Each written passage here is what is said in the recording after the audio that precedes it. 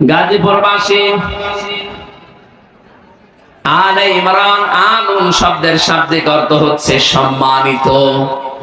ইমরান মানে ইমরানের, তাহলে আলুন মানে সম্মানিত বংশ, ইমরান মানে ইমরান।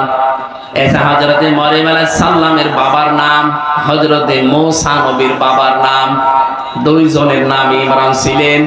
পৃথিবীতে এই দুইটা সম্মানিত বংশের নামে আল্লাহ সূরা দিয়েছেন।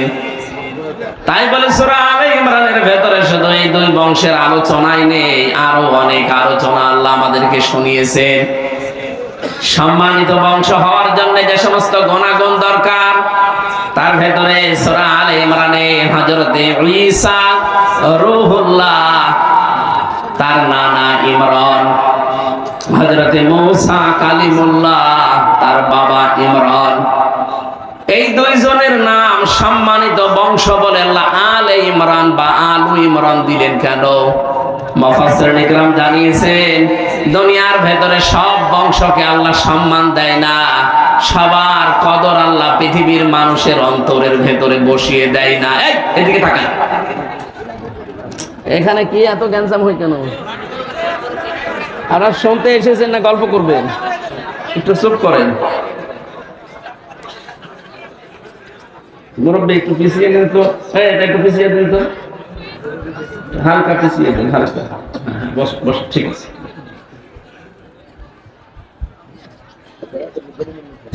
কোরআনে কারীম শোনার কিছু আদব আল্লাহ দিয়েছেন। এক নম্বরে ফাসতামিউ লাহু, দুই নম্বরে ওয়ানসিতু, মনোযোগ সহকারে শুনতে হয়। দুই নম্বরে চুপ থাকা লাগে। আর আমরা যদি গল্প করে, আমি গতানুগতিক কথা বলি না, আমি তাফসীর আকারে কথা বলতে হলে শিক্ষা বের করি। তো শিক্ষা বের করতে হলে চিন্তা ভাবনা করা লাগবে না? উপর থেকে তো কিছু আশা লাগবে। আপনারা ডিস্টার্ব করলে আমি তো সব ভুলে যাব। আমি এবার শোনাচ্ছি তাফসীরে হাক্কানি থেকে। এই পৃথিবীতে যত বংশের নাম আমরা শুনি যে সম্মানিত বংশ, তাদের পেছনে খোঁজ খবর নিয়ে দেখবেন এই বংশগুলো দুনিয়াতে সবচাইতে বেশি মাজলুম ছিলেন।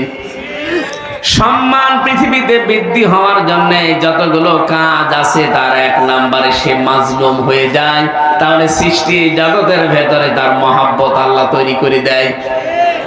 আজ এই বাংলাদেশের দুইটা বংশ নামি দামি আছে, ভালো করে খেয়াল করবেন।